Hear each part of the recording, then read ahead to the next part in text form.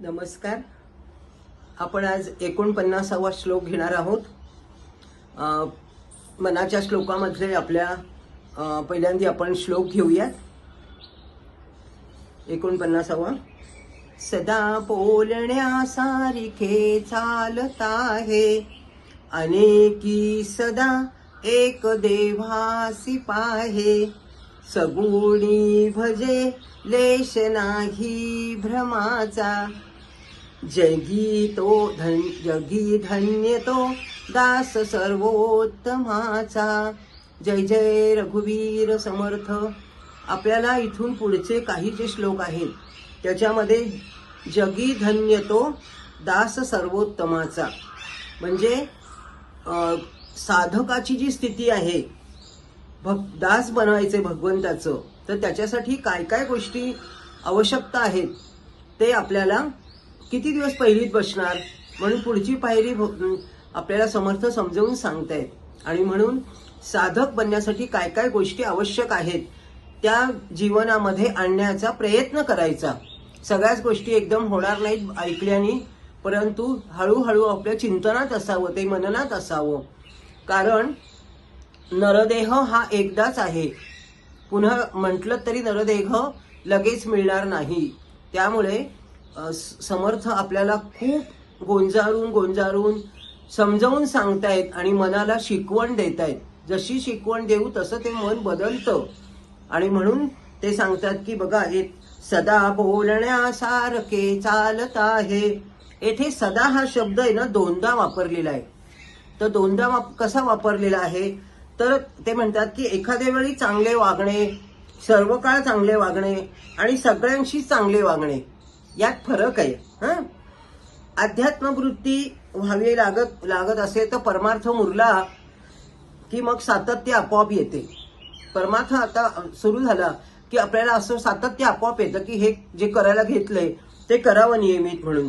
आता बोलण्यासारखे चालत आहे, जर बोलत असेल तसं सांगत असेल तर मग तसंच आपण आदर्श ठेवला पाहिजे, जगापुढे वागलं पाहिजे तसं. याचे दोन अर्थ होतात की आपल्या पश्चात लोकांनी आपल्याबद्दल काय बोलावे, असे आचरण करावे. कीर्ती ही एक जीवनमूल्य आहे, म्हणून म्हटलेले बघा, मरावे परी कीर्ती रूपे उरावे. उगीच म्हटलेले नाहीये. समर्थ आपल्याला सांगतात की बोलण्यासारखे वागण्याचा प्रयत्न करा. लगेचच कुठली गोष्ट होत नाही, त्याला प्रयत्न खूप महत्वाचे आहेत. बोले तैसा चाले त्याची वंदावी पाऊले, असं तुकाराम महाराजांनी आपल्याला अनेक वेळा सांगितलेलं आहे. संतही सगळे सांगतात दरवेळेला. उपदेश करताना आपण असं उपदेश करताना तसे जगत आहोत का आपण, याचं चिंतन मनन करण्याची आवश्यकता आहे. म्हणून संतांच्या वचनाचं नेहमी सामाजिक परिवर्तन घडते. आपल्या सामान्य माणसाचं लगेच सामाजिक परिवर्तन घडेल असं नाही. काही आहेत त्यांच्याकडनं घडतं, पण संत जे आहेत ना ते तसेच. आपल्याला तुम्हाला मागे माहिती आहे, गोष्ट मी व्हिडिओमध्ये सांगितलेली आहे की समर्थांकडे एक जण आई मुलाला घेऊन आली आणि त्यांना सांगितलं की हा सारखा रोज गुळ खातो, तर त्याला काहीतरी सांगा म्हणे तुम्ही उपाय. तर समर्थ म्हणले की अजून 8 दिवसांनी ये आणि मग तुला त्याच्यावर उपाय सांगतो. मग समर्थांना गुळ खूप आवडायचं म्हणून ते रोज गुळ खायचे.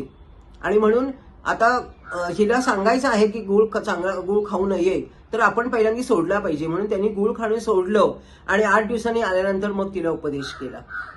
आपण आणण्याचा प्रयत्न तर चिंतन मनन केलं की आपोआप होतं ते. नंतर अनेकी सदा एक देवासी पाहे, दुसरा सदाचा अर्थ. अनेकामध्ये एकच देव पाहायचा. या चरणात विविध संप्रदाय येतात, काहीतरी अशा समन्वयी भावना असतात, दिसून येतात आपल्या समाजामध्ये. बघा, विविधतेमध्ये एकता याचा शोध आहेत. म्हणजे जसं वीज आहे ना ती एकच आहे, पण वेगवेगळे हे आहेत, दिवे लागतात. अनेक दिवे वेगवेगळ्या प्रकारचे आहेत. वेगवेगळे देव मानवाच्या प्रकृतीनुसार सवयीप्रमाणे आहेत. हिंदू धर्मात विविधता खूप आहे, पण विषमता नाहीये. प्रत्येक संतांनी वेगवेगळ्या देवांच्या आरत्या स्तोत्रे लिहिली आहेत, म्हटलेली पण आहेत. समर्थांचे विठ्ठल भक्तीचे अभंग तर अनेक आहेत. नंतर तुकारामांचे रामभक्तीचे अभंग आहेत. विठ्ठलाने रामरूपामध्ये दर्शन दिले आणि विठ्ठलाने नरहरी सोनाराला शंकराच्या रूपात दर्शन दिले. बघा, हे सगळं म्हणून विविधतेतून एकता, म्हणजे एकच देव एकच आहे असं समजायचं. साधकाची स्थिती आहे ती, आपण सामान्य माणूस नाही हे लगेच आचरू शकत. गोस्वामी तुळशीदासांना वृंदावनात कृष्णाने रामरूपात दर्शन दिले. बघा किती त्यांनी सुंदर पटवून सांगितले आपल्याला. भगवद्गीतेमध्ये भगवंत म्हणतात की यो मां पश्यति सर्वत्र सर्वत्र सर्वच मयि पश्यति तस्याहम न प्रणश्यामी सच मे न प्रणश्यति. सुंदर आहे.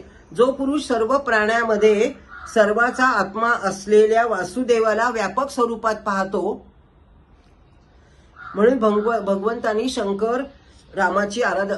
भगवान शंकर सुद्धा रामाची आराधना करतात.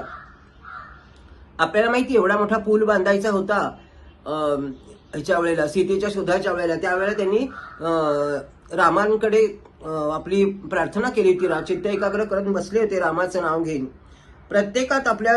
प्रत्येकाची आपल्या दैवतावर निष्ठा असते आणि म्हणून इतर देवांबद्दल पण आदर ठेवावा. सगळ्यांचा आदर करून मग आपला देव पूजावा असे समर्थ सांगतात. पण आदर्श भक्त हा सगुणी भजे लेश नाही भ्रमाचा, म्हणून लिहिले बघा, सगुणी भजे लेश नाही भ्रमाचा.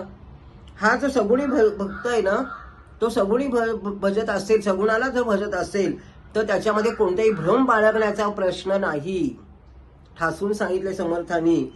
हे लक्षण ते साधकाचं सांगतायत. आणि म्हणून तुकाराम, मीराबाई यांनी सगुण भक्ताची उंची गाठली होती. त्यांची सगळी भक्ती सगुण भक्ती होती. तेव्हाच ईश्वर प्राप्तीबद्दल संदेह निर्माण होत नाही, तेव्हाच ईश्वर प्राप्ती होते. म्हणून त्यांनी सांगितलं की असा जो भक्त आहे तो जनी धन्य तो सर्वोत्तमाचा, असा तो सर्वोत्तम असा आहे. अशा प्रकारे हे समजून घेऊन चिंतन मनन करण्याचा विषय आहे. आणि आपल्याला जे जे समजले ते दुसऱ्याला सांगण्याचा प्रयत्न करावा, म्हणजे आपला पाठ पक्का होतो. एवढं पुष्प मी भगवंताजवळ अर्पण करते आणि तुम्हाला सगळ्यांना नमस्कार करते. नमस्कार.